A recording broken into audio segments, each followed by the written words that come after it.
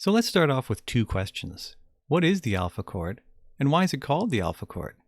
Well, let's focus on the first question. The alpha chord is the source of many dissonant chords in classic action music.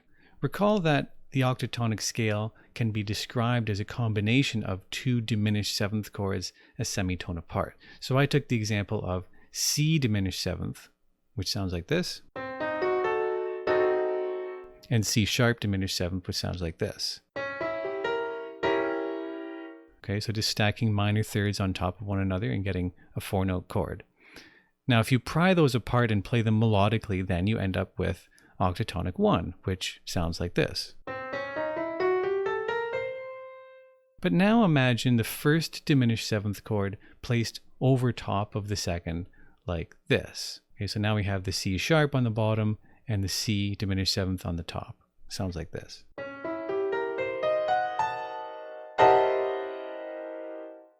This is the alpha chord. So now let's say you want to write a passage with multiple octatonic strands, and you have a certain mental idea of what that would be like before you get started. So you have an idea of what your texture is going to be composed of, and let's say it's like this. You're going to have selected chords in an ostinato. You're going to have a theme as given above. We'll talk about this here in a second. You'll have a bass line to support the theme, and we'll have bass interjections in two-note groups in eighth notes occurring after the theme and based on the current chord. So we want a certain sound, but to lead into it, you want a connective scale run that just connects to the theme. So all of that is decided beforehand, more or less. And here are some materials that you can lay out for yourself, or this is what I've chosen to use for this passage. So I'm going to use octatonic 1, and I've decided to keep it simple, just use two chords in my ostinato. First, I'm going to use the A minor add sharp 4, and then at some point change to the F sharp minor add sharp 4. So keep them the same kind of chord, it'll keep it unified, but also it's very easy to keep it in the same scale because I'm just transposing them by minor thirds. So I'm going down a minor third for that one. And here's my theme. So here's what it sounds like.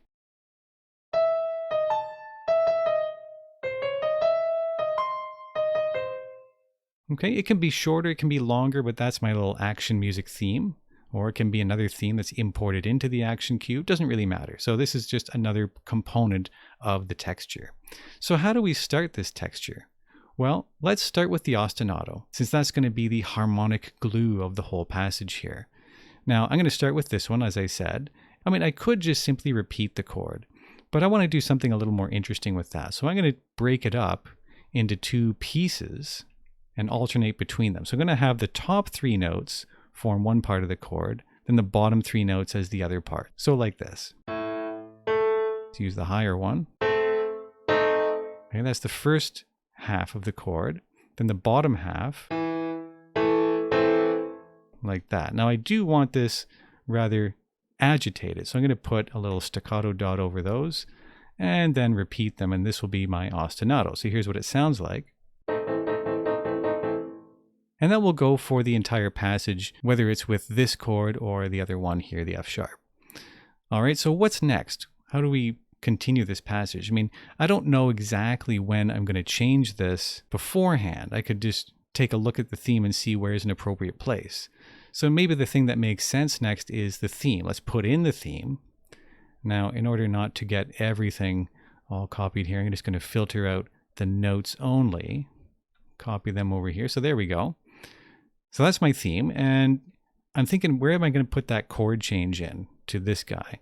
Let's take a look at the theme. Now, every note in the theme is actually from the A minor add sharp 4, except for this C sharp here, which is basically a passing note. So it just fills in a gap between this and the next note. So where can I change to this guy? Well, taking a look at these last two notes, this C actually is in the chord because it's B sharp there. That's the same note. Now D sharp, you might say, well, that's not in the chord, that doesn't go. So could we put it there? Well, imagine this D sharp in this chord. This would actually be the next third on top, a minor third. So it could be an extension of that chord, and it would sound like this. If I put the D sharp on top, here's what it sounds like. All right, it goes with the minor add sharp 4 because it's just building on top of it. So we can definitely use this chord with that D sharp. So let's do that and just repeat this ostinato for the passage. But what I want to do is change this to the F sharp minor chord. So I'm going to transpose this down a minor third. And there we go. All right, so it's coming along, but what I really need now is the bass support for the theme. So let's put in a bass line here. Now I'm going to syncopate it, so it's not always on the beat. And I'm just going to choose the root of the chord here, A, as my bass note. Okay, and keep that going like that, just on beats 2 and 4. It's a little more syncopated. All right, and then I'm going to syncopate some more in here and put in an A here and there like that. So you can see I'm avoiding the stronger beats 1 and 3 just to make it more unstable sounding. Now, when this returns here, this is very similar to the first bar of the melody. So I'm going to use the same bass line there. Just copy that in. All right, and then the theme changes here into a different accompaniment, different chord. And this is probably where I want the bass interjections to come in.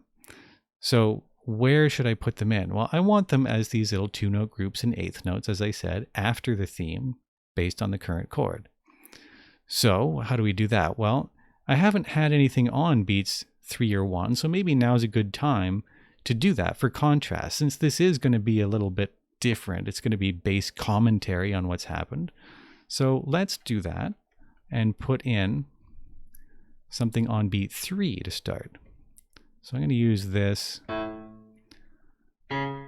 And let's actually make that natural, like that. Okay, and then basically repeat that. Let's actually select that, repeat that voice 2. Now we could do it a third time, but as you know, I don't like to repeat things 3 times in a row the same way. So let's change it this time to something else. And maybe here, we can make that F sharp this time, like that. Okay. So it's coming along, but I think what I want to do to really give it a bassline sound is to double all of that by the octave below. So like this. Okay, so it's pretty good so far, but all that's missing is this little connective scale run into the theme. Let's play it from the beginning. You can hear what it sounds like.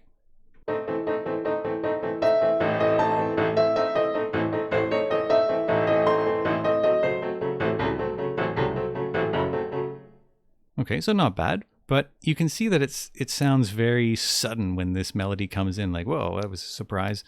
It's better just to sort of lead into it, and I'm going to do that with this connective scale run. So where do I start? Well, again, I don't want to start on beat 1 here. It's a little too predictable. So maybe start on beat 2 and have it go in the eighth notes like the accompaniment here. But then you have to sort of count backwards from this E. Like if I'm going to land on the E, and I'm going to have 6 notes before it. So here's my E. Let's just get rid of that. So here's my E over here. We count back 6 notes. 1, 2, 3. That's the same note. 4, 5, 6. So this is the note I'd have to start on in order to end on this guy here. So let's do that. Just put in a scale in eighth notes. So just keep following the scale. Okay, now it's pretty good. But I think to make it really emphatic there, really emphasize this entry, I'd like to make it more of a tremolo coming in rather than just straight eighths. In other words, have the strings play 16th notes on these all the way up. So in order to do that, I'm just going to bring out my keypad here, and there's the one I want there in 16th. So I'm just going to add those. Okay, and that will give me that sort of lead-in effect that I want. So here's what it sounds like now all together.